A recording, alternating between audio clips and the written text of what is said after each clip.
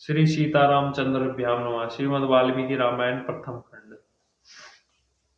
षोडश सर्ग।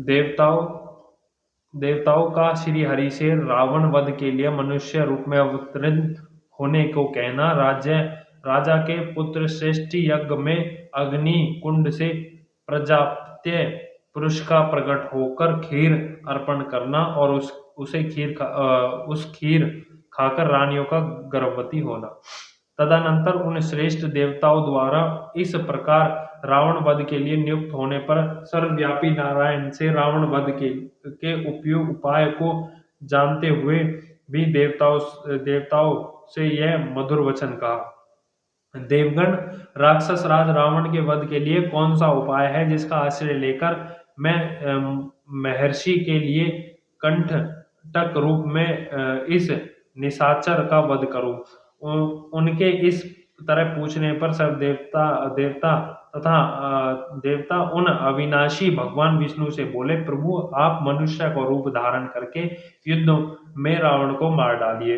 उस शत्रुदमन निशाचर ने दीर्घ काल तक तीव्र तपस्या की थी, जिससे वह सब लोगों के पूर्वज लोकस्थ ब्रह्मा जी उस पर प्रसन्न हो गए।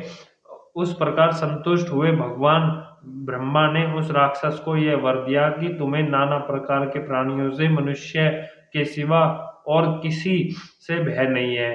पूर्ण काल में वरदान लेते समय उस राक्षस ने मनुष्यों को दुर्लभ समझकर उनकी अवहेलना कर दी थी।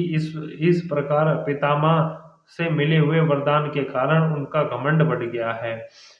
शत्रुओं को संताप देने वाले देव वह तीनों लोगों को पीड़ा देता है और स्त्रियों का भी अपहरण कर लेता है, अतः उसका वध मनुष्यों के हाथ से ही निश्चित है।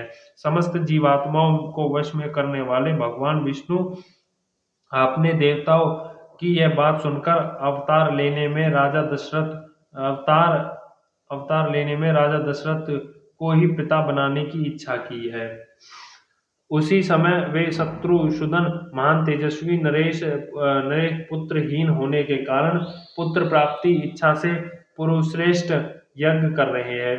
उन्हें पिता बनने का निश्चय करके भगवान विष्णु पितामह की अनुमति ले देवताओं और महर्षियों से पूजित हो वहां से अंतर्ध्यान हो गए। तत्पश्चात पुत्र श्रेष्ठ यज्ञ करते हुए राजा दशरथ के यज्ञ में अग्नि कुंड से एक विशालकाय पुरुष प्रकट हुआ। उन्होंने अपने शरीर में इतना प्रकाश था, उनकी कहीं तुलना नहीं थी। उनका बल पराक्रम महान था। उनकी अंग कांति काले रंग की थी। उसने अपने शरीर पर लाल वस्त्र धारण कर रखा था और उसका मुख भी लाल ही था। अपनी वाणी दुदंबिया के समान गंभीर ध्वनि प्रकट होती थी। उसके रोम दाढ़ी मूछ और बड़े बड़े केश चिकने और सिंह के समान थे।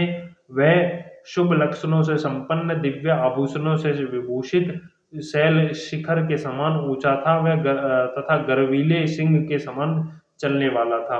उसकी आकृति सूर्य के समान तेजोमय थी। वह प्रज्वलित अग्नि के लपटों के समान दीप्यमान हो रहा था। उसके हाथों में तपाए हुए जम्बूदन नामक स्वर्ण की बनी हुई परात थी, जो चांदी के ढक्कन से ढकी थी।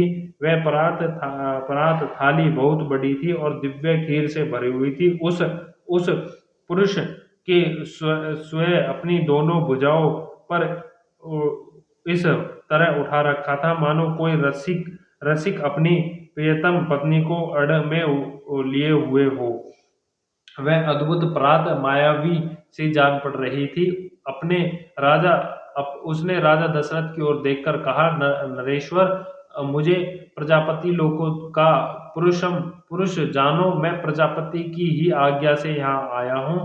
तब राजा दशरथ ने हाथ जोड़कर उनसे कहा, भगवान, आपका स्वागत है, कहिए मैं आपकी क्या सेवा कर सकता हूँ। फिर उस प्रजापतिम पुरुष ने पुनः यह बात कही कि राजन, तुम देवताओं की आराधना करते हो, इसलिए तुम्हें आज यह वस्तु प्राप्त हुई है। नरश्रेष्ठ, यह देवताओं की बनाई हुई खीर है जो संतान की प्राप्ति कराने वाली है।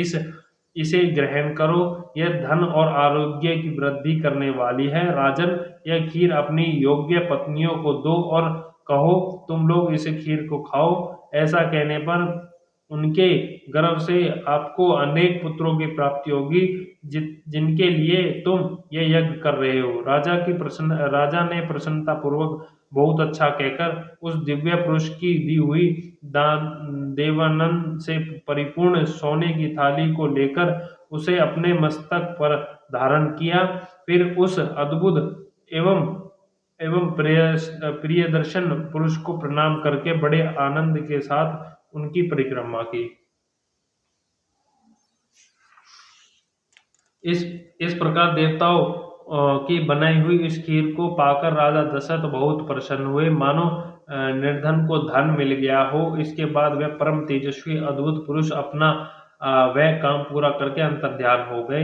उस समय राजा के अंतपुर की स्त्रियां हर्षोल्लास से बड़ी हुई कांतिमय किरणों से प्रकाशित हो ठीक उसी तरह शोभा पाने लगी जैसे शरत काल के नयन भ्रम चंद्रमा की रम्य राशियों में उदासित होने वाला आकाश सुशोभित होता है। राजा दशरथ वह खीर लेकर अनंतपुर में गए और कौशल्या से बोले, देवी, यह अपने लिए पुत्रों की प्राप्ति कराने वाली खीर ग्रहण करो। ऐसा कहकर नरश्रेष्ठ नरेश ने उस समय उस खीर का आधा भाग महारानी कौशल्या को दिया, फिर बचे हुए आधे भाग का आधा भाग रानी सुमित्रा को अर्पण किया। उन दोनों को देने के बाद जितनी खीर बच गई उसका आधा भाग तो उन्होंने पुत्र प्राप्ति के उद्देश्य से कैकई को दिया। तत्पश्चात उस खीर का जो अभिष्ट आधा भाग बचा, उस अमृतोपम भाग को महाबुद्धिमान नरेश ने कुछ सोच विचार करके पुनः सुमित्रा को ही अर्पित कर दिया। उस खीर का राजा ने अपनी सभी रानियों की अलग अलग खीर बांट दी। महाराज की उन सभी साध्वी रानियों ने अपने हाथों से वह खीर पाकर अपना सम्मान समझ अपने चित्त में अत्यंत हर्षोल्लास छा गया। उस समय उस उत्तम खीर को खाकर महाराज की उन 3 साध्वी स्त्रियों महारानियों ने शीघ्र ही पृथक पृथक गर्भ धारण किया। उनके वे गर्भ अग्नि और सूर्य के समान तेजस्वी थे। तदनंतर अपनी ही उन रानियों को गर्भवती देखकर राजा दशरथ को बड़ी प्रसन्नता हुई। उन्हें समझा मेरा मनोरथ सफल हो गया है। जैसे स्वर्ग में इंद्र सिद्ध तथा ऋषियों से पूजित हो श्री हरि प्रसन्न होते हैं, उसी प्रकार भूत में देवेंद्र सिद्ध तथा महर्षियों से सम्मानित हो राजा दशरथ संतुष्ट हुए। इस प्रकार श्रीमद् वाल्मीकि अर्ष रामायण आदि काव्य के बालकांड में 16वां सर्ग पूरा हुआ। बोल सियापति रामचंद्र की जय, पवन सुत हनुमान की जय, लक्ष्मण भाई शत्रुघ्न भगवान की जय। जय सियापति रामचंद्र की जय।